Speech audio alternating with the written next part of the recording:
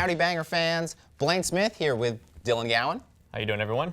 Welcoming you to a special holiday edition of Overkill Reviews. If you're just stopping in for the first time, we hope you'll get subscribed because here at Banger, we discuss, debate, review metal every week. And unfortunately, since there's so many metal releases, we can't review them all. That's why we asked you guys to give us your top 5 recommendations. You gave us thousands and thousands of comments for us to scroll through and tally up your votes, and we whittled it down to the top 5.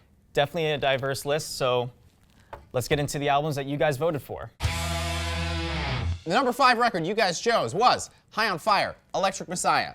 It was released by E1 Records on October 5th. So if you don't know, High on Fire was formed by the man with the best gut in the biz, Matt Pike, following the breakup of Sleep in 1998. While both Matt and Al are worshippers of the riff, Matt without Al sees him without his restraining influence, and High on Fire definitely takes the more is more approach versus Sleep.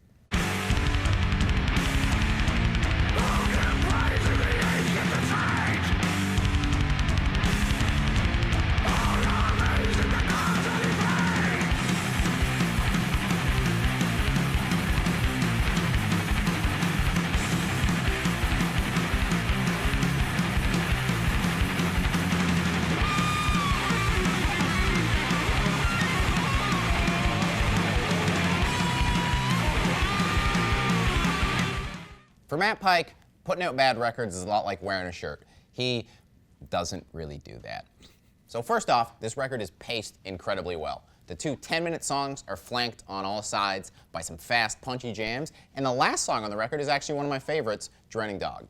Single Electric Messiah that you heard earlier is a fitting tribute to Lemmy, Rob, and I don't think anyone could deliver it better. I mean, if you're gonna eulogize a guy, it's gonna be by the lemmiest guy out there, Matt Pike. While drummer Des Kensel has always been as essential to High on Fire as Matt Pike, he seems to have really, leveled up in between records here. His ability to play both slow and fast really well is only matched by his ability to play slowly with fast parts seemingly mixed in at will. It's awesome stuff, really enjoy it. When listening to Electric Messiah, I got the same reactions when I first listened to Snakes for the Divine, and it's just got crushing riffs, pounding drumming. Another great thing about High on Fire is their songwriting, especially on tracks like The Pallid Mask. It just got this great sense of groove, and it kind of adds a little bit of a bluesy element to with everything that they're doing. This probably is, I think maybe in my books, a little bit better than Snakes for the Divine. I'm gonna give Electric Messiah 4.5 out of 5 skulls. So I don't know if I'd agree that it's the best High on Fire record, but like I said, they don't put out bad records, and this ain't a bad record. And that's why I'm giving it 4 out of 5 skulls that want you to legalize it. Oh wait, we did, woo! Record number 4 was Portal's Ion. It came out on Profound Lore, and you guys must have really loved this record because you've been hanging on to it since January 26th. So Portal is Australian, and that's really all that's easy to explain about this band. Aesthetically, you might be like, hey, these guys kind of look a bit like Ghost with the whole costumes and secrecy and band members having weird names, but that's where the comparison would end, because whereas Ghost sonically tries to be as easy to listen to as possible, Portal seemingly doesn't want you to listen to them. Technically, I guess you'd say this is experimental death metal, but basically, Portal is Portal. Have a listen.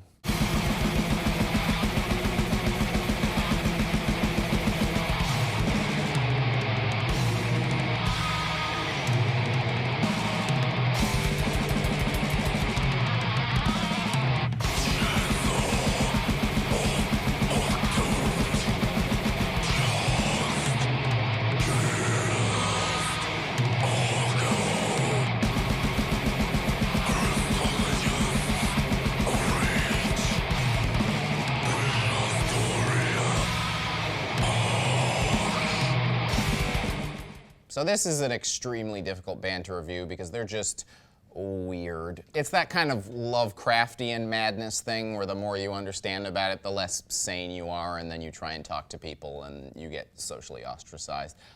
This is the most different Portal record, I'd say. Normally, Portal records are kind of sitting in a murky soup. They've lifted it out of that, and everything's a lot clearer now. Rising it out of the soup allows you to kind of fully hear the wrongness of their guitar tone, which is super addictive. I think in Freaks is the best example, where halfway through they kind of lean into this strange drony thing, and it's almost high-pitched and annoying, but somehow they managed to perfectly toe that line where to me it just sounds awesome and super cool. This album also has the most song-resembling songs for Portal, but they're still not afraid to make a weird mess. It's all about the atmosphere rather than just linear songs with this band. I mean, this makes a great album for either like a horror video game or like a horror movie or anything like that, or if it's a terrible date and she asks, oh, what kind of music are you listening to? Yeah, this album, Portal. So it's like, yeah. Tinder horror. Tinder horror. This episode brought to you by MetalDating.com. It's 99% dudes. It's one of those albums where it's hard for me to decipher which songs I like because it feels like it all blends together into this kind of wall of sound, and it's just like, it's angry at me. It's like I paid $10 for the album, and it's like, fuck you for paying for this, like that's what it does, and that's like, sorry, is that right? No, that was perfect. Okay. Don't stop, keep going. It's a band that I really want to like, but it'll take me a bit longer to kind of get what this band's about, rather than just kind of diving into the deep end with an album like Ion. So there you go. This is the effect Portal has on people. And I personally back that hella hard. 4.5 out of 5 Elder God Skulls. For an album that demands my attention for that long, and I'm just trying to be like, okay, what are these guys trying to do? I'm gonna give it 3.5 out of 5 skulls, just in the fact that it took like a good 2 hours for me out of my day to listen to it and be like, what is this band about? So this is one of the albums that I really wanted to review, and luckily at number 3, you guys picked it, which is of course Amorphis with their new album, Queen of Time, which came out May 18th on Nuclear Blast. Amorphis formed in 1990 in Helsinki, Finland, and they have just established themselves as one of the leading bands within this kind of new wave of combining folk metal with progressive metal with gothic metal. This is also a very important release because it features Olli-Pekka Laine, which is the original bass player of Amorphis, so this makes it the first album since Tales from the Thousand Lakes that all 4 original members are on this release.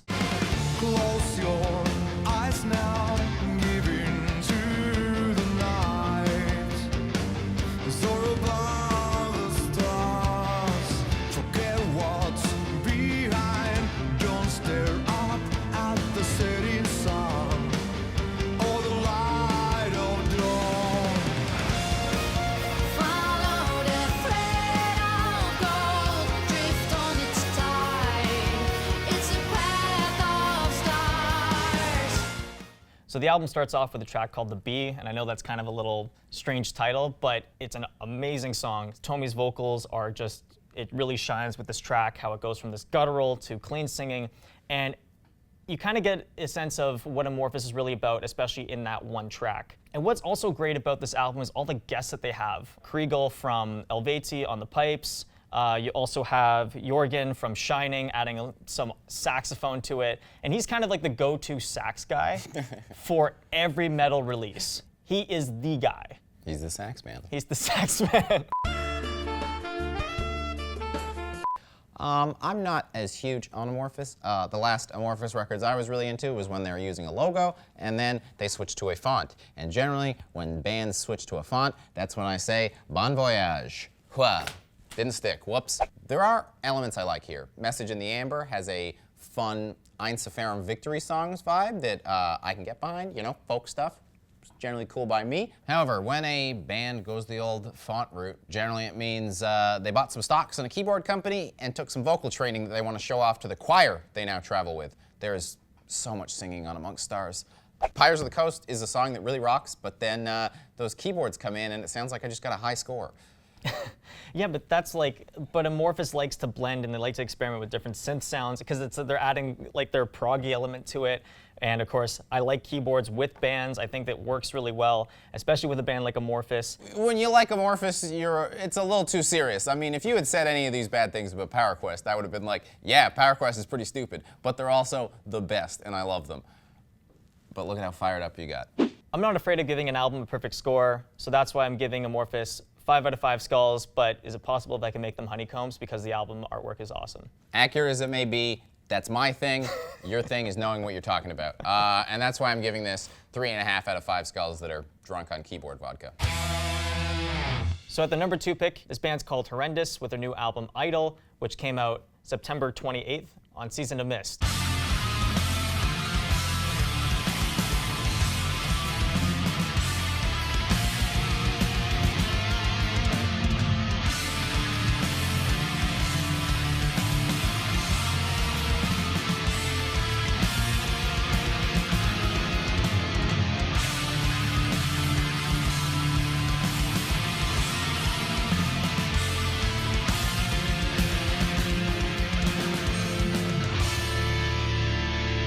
If you're a fan of death, early cynic, and gore guts, you'll feel right at home with this band. If you told me that this band was from the mid-90s, then I would believe you, because the production is basically a reflection of that kind of style. Another thing I really liked about it was the clean vocals, and I'm surprised that they didn't use that more on this album, because in tracks like, you know, Golgothan Tongues and Devotion, it shows that they're not just a death metal band. They're able to incorporate that kind of almost like early cynic kind of style within them, and even a little bit of like early Gojira. It's kind of like Death Metal 101 with these guys, but it works really well. Blayne, did you enjoy it just as much as I did? Well, let's find out. I mean, you can kind of find out right from the get-go, because they have an intro track, and it's good. Hey, that's always a good sign by me. Weird bass slap around. I bet this album's gonna rock, and guess what?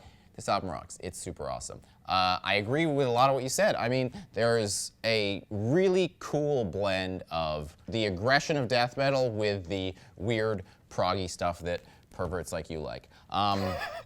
You know, it's really well, but yeah, man, you guys with your gear and your weird notes and your strange Italian words that I don't understand. Listen, we can venture out of our basements whenever we choose to.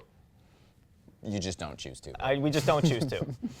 Dylan likes this for his, you know, tech reasons, and he's like, oh, you know, this is really cool what they're doing. I understand this and this. I don't understand that stuff as much because I'm stupid. But it's just fun. The songs are catchy, which is, again, a difficult thing to balance when you are doing all this weird progressive stuff. Well, it's no surprise that you and I both really like this album, and for that reason alone, I'm giving it 4.5 out of 5 skulls.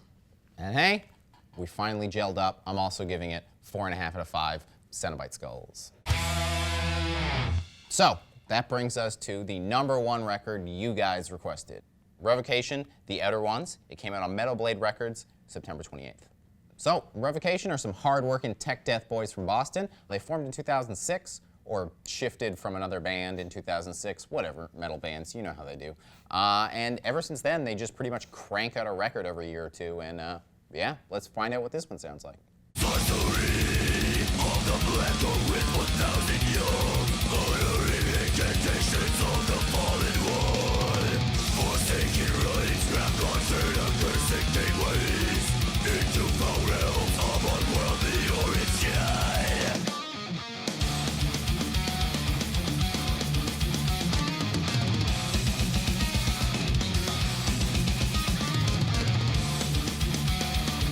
I will say the little jazzy elements they did sprinkle through a little bit really are what give this album a lot of life for me. The strange acoustic guitar part in the middle of Blood Atonement works really well. I don't usually say that about stuff like that. Also, the solos on this record are standout. They always have like almost a heavy metal vibe to them. You can really feel these guys, you know, just because they're tech death boys doesn't mean they don't love some solid classic metal, and I think that again, breaks up the sonic signature of the record.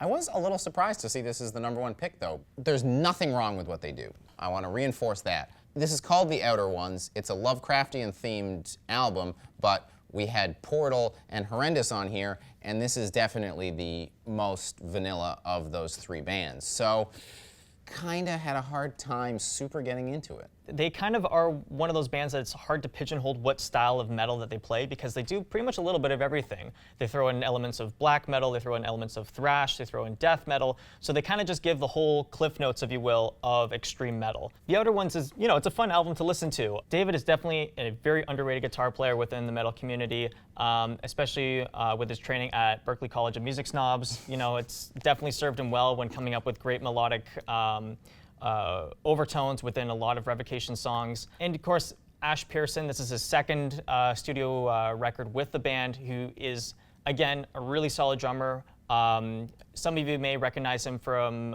being in another awesome band called 3 Inches of Blood.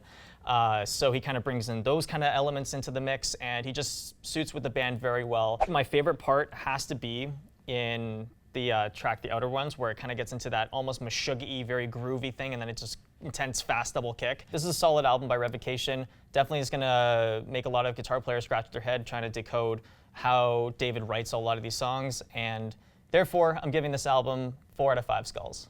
So yeah, really well done album, but next to Horrendous and Portal in the same review, I don't know, it just doesn't have the wow that those two had. So it's gonna get a 3.5 out of 5 skulls from me, but I do hope those skulls find themselves.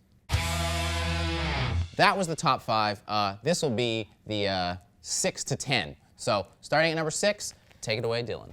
Well, starting at number 6, there is Zeal and Arbor with Stranger Fruit. There's also Alkaloid with Liquid Anatomy, great band. Soulfly Ritual, of course, that was as well in the contention in the top 5. Another great album. We have Tomb Mold, Manner of Infinite Forms, A Hunter Must Hunt. And we have Hate Eternal, Upon Desolate Sands. Some more aggression. There was another band from Texas I really wanted to talk about. And wrap it up. Yeah, there are only so many bands we could cover. But hey, part of the way we're able to cover more bands is if you guys support us on Patreon. We really appreciate you watching. You guys are awesome. We have amazing fans. You guys rule. Thanks so much. Yeah, that's it from us. Yeah. Thanks for watching, guys. Oop. We're gonna be here a while, eh?